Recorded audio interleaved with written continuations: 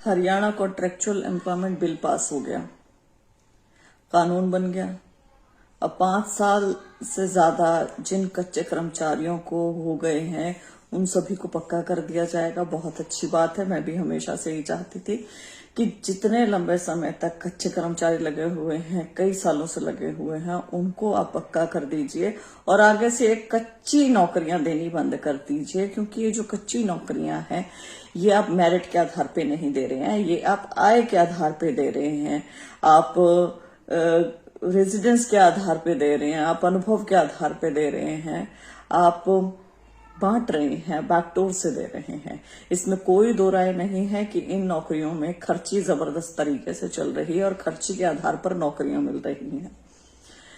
तो सरकार से निवेदन रहेगा कि आपने कई सालों से जो लगे हुए थे बंधुआ मजदूरों की तरह, जो कम वेतन में समान काम कर रहे थे, उन लोगों को जो ये नौकरी की सुरक्षा है वो तो दी है, लेकिन समान काम समान वेतन प्लस आगे से कच्ची भर्तियों पर रोक, ये 2 चीजें जरूर कीजिए। साथ ही यदि परिवार के सदस्य को कुछ हो जाता है, कमाने वाले सदस्य को, तो क्या प्रावधान रहेगा सरकार का, ये भी जरूर बताएं।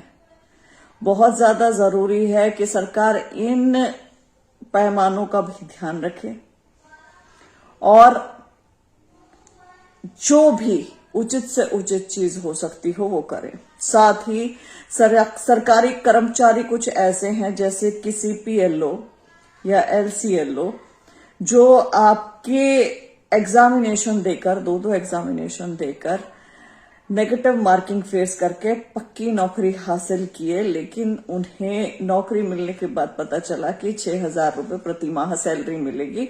वो सैलरी भी उन्हें पिछले 4 मंथ से नहीं मिली है, महीनों से नहीं मिली है। वो कर्मचारी भी जब चयनित हुए थे तो आपने CPLO LCLO तो डिवाइड कर दिए थे, LCLO को तो कुछ भी नहीं मिला है जब से लगे हैं। तो ऐसे कर्मचारी भी आपके हैं जो प्योर मेरिट के आधार पर लगे हैं, लेकिन जिन्हें आपने आज तक देखा नहीं, संभाला नहीं। तो कृपया करके उन कर्मचारियों के और भी ध्यान दिया जाए। सरकार का ये अच्छा कदम है, कच्चे कर्मचारी जो लंबे समय तक लगे रहे उन्हें पक्का करने का, लेकिन कुछ और कदम यदि साथ में नहीं उठाए जाते हैं तो ये इकलौता कदम काम का नहीं रहेगा।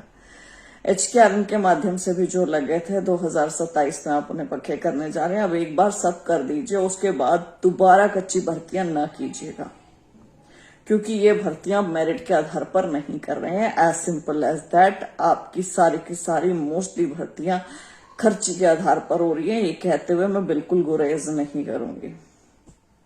बहुत बहुत धन्यवाद।